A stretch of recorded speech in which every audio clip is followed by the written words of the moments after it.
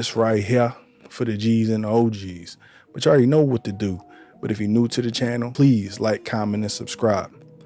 Let's start with the offense, man. Eagles putting up 362 yards a game, ranked 9th in the league.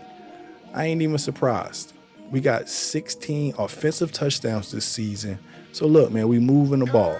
And if we stick to the run, we golden. The Bengals, yeah, they putting up about 331 yards on average, but they got 21 touchdowns. So don't sleep on this offense. Burrow and them boys been cooking in the red zone. So I need to be aware of that. But look, let's be real. They not running the ball like us. We averaging 166 yards a game.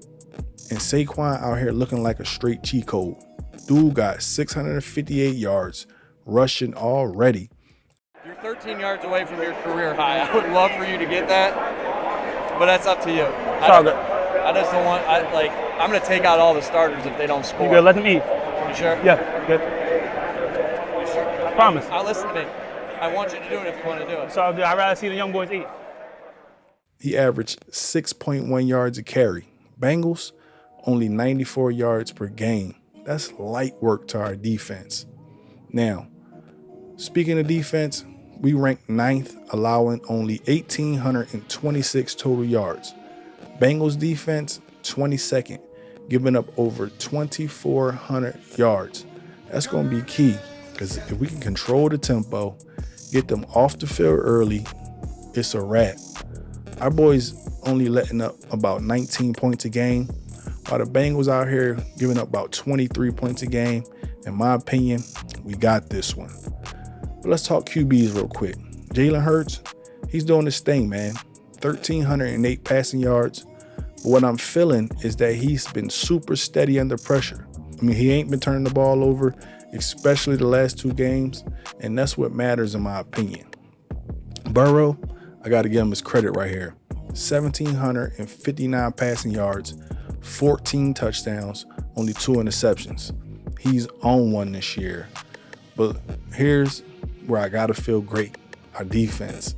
We got dudes flying all over the field. Zach Bond, 57 tackles, 2 sacks. We getting pressure, and that's what's going to make or break this game. If we get after Joe Burrow, make him feel uncomfortable, he's going to fold. Plus, the Bengals, they've been struggling to protect him. So I expect us to feast on this line of scrimmage and put him, where he need to be. All right, let me hit y'all with some context.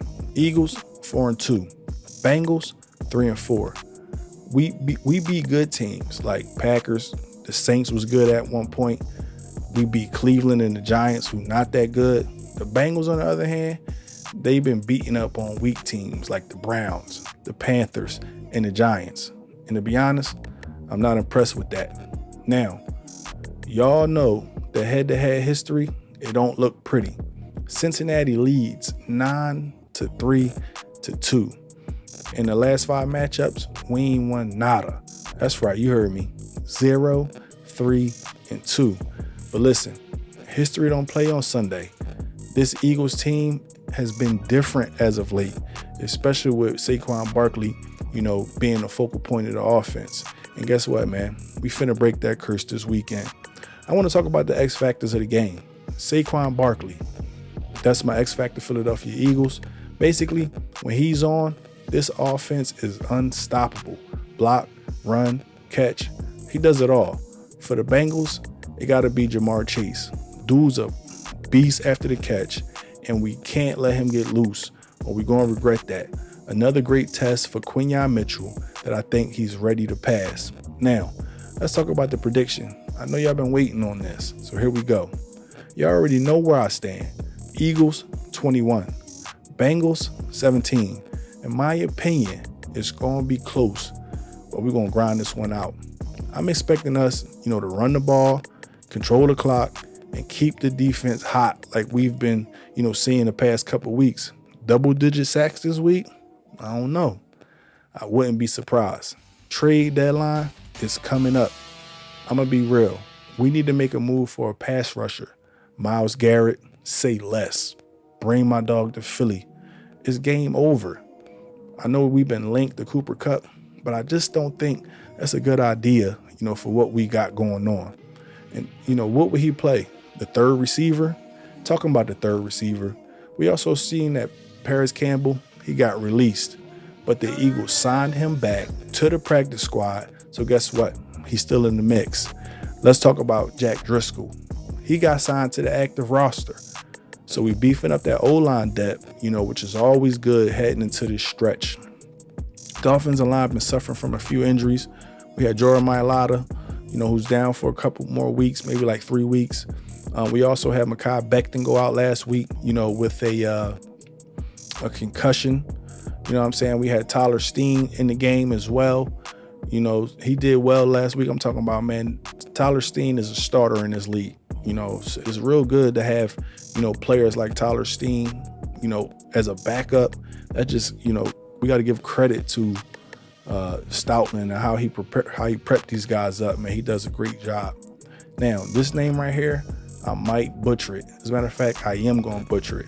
Saaki Ika, signed to the practice squad. A little bit more depth moves, but I got my eyes on what's next. And hopefully, it's a pass rusher. Tape told a story this week. The Philadelphia Eagles dominated on all 3 phases. We already know that. And the tape didn't lie. So look, let's look at this play right here, man. This looks to me, that our defense is in like a cover 8, which is like a hybrid zone coverage that combines the element of cover 2 and cover 4. As you can see here, the safeties, split the field in half. We just rushed 4 here. And we had really, really good cornerback play versus the Giants on both sides. I got to call it how I see it. Slay was sticky as hell on this play. I would have loved for Nakobe Dean to jump out in front of this and intercept this. It didn't work out that way, but he was still great in coverage in this game. We've been giving Nakobe Dean a lot of flack about, how bad he's been in coverage against the Giants. He was really good. I chose this play because Fangio's scheme works best when the back end has beautiful route distribution. And last week was an example of how the Eagles defense is starting to gel. Let's look at this play right here, man. It's a 3rd down play call. Fangio dialed up. It's the whip concept. And look, if you don't know what I'm talking about, let me explain a little bit. Whip is a coverage concept where a linebacker or a defensive back reacts to a receiver or a specific offensive play. You will have a linebacker or a defensive back drop into coverage while other defensive players rush to QB. Whipping means that the defender follows the receiver who might be running an out and back in route, And as you can see on this play, Nakobe Dean blitzes and Sweaty Dre drops into coverage. What makes this play so cool, in my opinion, is that we only sent 4 rushers. And Nakobe Dean was so good, that he was able to come unblocked, made Daniel Jones get the ball out of his hands early than he would like to.